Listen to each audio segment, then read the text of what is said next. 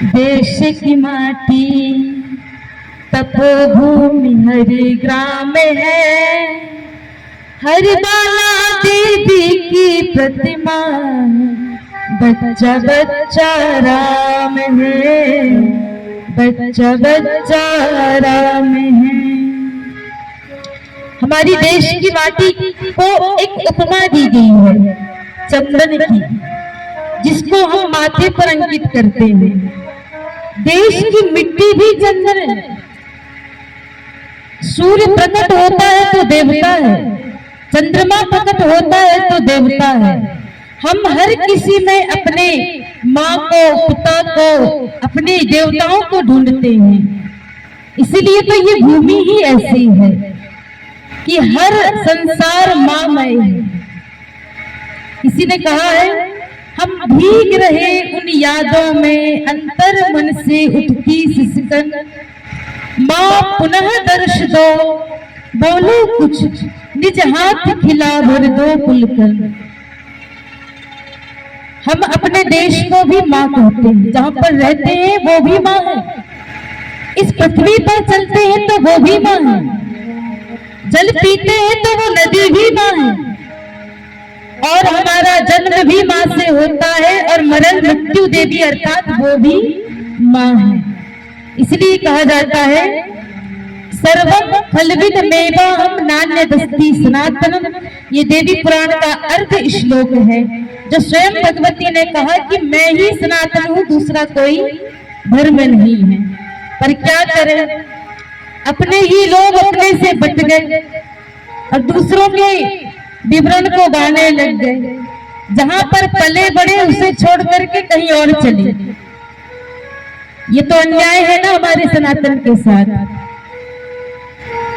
हम तो हमेशा एक बात कहा करते हैं, प्रभु से यही मांगते हैं कि हे नाथ, अभी देखना, अभी कोई वामपंथी की सभा खड़ी हो जाए ना तो सारे विरोधी जन एकजुट हो जाएंगे और सनातन के लिए दो चार ही बैठे हो आप, कब आगे आओगे? बाकी जो बचे कुचे थे वो भी घर पहुंच गए। यही है ना, सारी आपकी कुर्सी खाली पड़ी है जहां पर बैठने के लिए आपके लिए व्यवस्था की थी। जब आप एकजुट नहीं होगे तो आप क्या दिखाओगे समाज को, क्या शिक्षा दोगे आप समाज को? अभी किसी विधर्मी को आप अपशब्द कह दो तो सारे यमन एक साथ खड़े हो जाएंगे सड़कों पर, वही टोपी लगा करके विरोध करेंगे। आप तो चंदन भी नहीं लगाओगे, विरोध भी नहीं करोगे, और बात करते हो सनातनी की। इसीलिए तो कहते हैं, पहले स्वयं सुधरो फिर औरों को कहो। आप सनातन के लिए प्रेरित करो। एक सनातन ही यवनों पर भारी पड़ सकता है, एक बात याद रखना। इसलिए हम प्रभु से हमेशा कहते हैं कि हे प्रभु कृपा करो भारत पर। अपने लिए नहीं मांगते, सारी दुनिया तो अपने लिए मंदिर में बस गई और हे भगवान मुझे ये दे दो, पर हम अपने लिए नहीं मांगते। सच्चा सनातनी वही है जो भारत के लिए कहे, भारत माँ से भारत के लिए ही मांगे।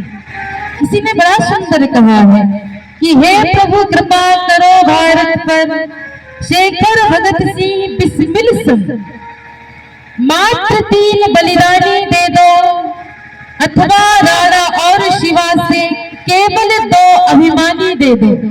अभिमान करो तो भारत का करना। फिर यहाँ पर कहा, लोह पुरुष दे दो पटेल का, या सुभाष सेनानी दे दो, और इतना भी नहीं करते तो हे प्रभु इस भारत को एक झांसी की रानी दे दो, एक झांसी की रानी दे दो। वही झांसी की रानी सारे अंग्रेजों पर, एक झांसी की रानी सारे अंग्रेजों की छक्के छुड़ाने के लिए काफी थी। ऐसी कई भी रानी थी, रानी दुर्गावती, रानी अविंतीबाई, लोक माता अहिल्याबाई, जिसने हमारे सोमनाथ मंदिर का पुनर्निर्माण कराया। कितनी बार हमारे मंदिर को यहाँ पर विध्वंस करे गए मुगलों के द्वारा, कितनी बार सोमनाथ मंदिर को तोड़ा गया। शायद आपको इतिहास पता हो, अपने बच्चों को यही इतिहास पढ़ा जानकारी होना चाहिए। चाहिए कि हमारे इतिहास में, भारत के इतिहास में भगत सिंह ने क्या किया, शेखर बिस्मिल इत्यादि ने क्या किया। रानी की लक्ष्मीबाई कौन है जानते हो? रानी लक्ष्मीबाई का नाम मनु था, ब्राह्मण कुल की थी। पर महाराज यहाँ पर रानी लक्ष्मीबाई ने रानी दुर्गावती का इतिहास पढ़ पढ़ के देश के लिए समर्पित हो गई। ऐसे ही इतिहास अपने बालकों को पढ़ाओ, तब तो वो शिक्षा प्राप्त करेंगे। कितना दुख का विषय है, हमको मुगल धमकी देते हैं कि 1900 यहाँ पर 2047 में हम भारत को मुगलों का प्रांत बना देंगे। एक भी सनातनी डिगता नहीं, खड़ा नहीं होता, कैसे बना दोगे? ये कितना चिंता का विषय है। हमको हमारे हिंदुस्तान में रहकर के पलने वाले मुगल कहते हैं कि 2047 में हम अपना राज्य करेंगे। और क्या कहते हैं जानते हैं? आप तो न्यूज समाचार सुनते हो, विरोधी जन कहते हैं कि इस भारत को हम अपना राज्य बनाएंगे, अपना देश, अपना कंट्री बनाएंगे।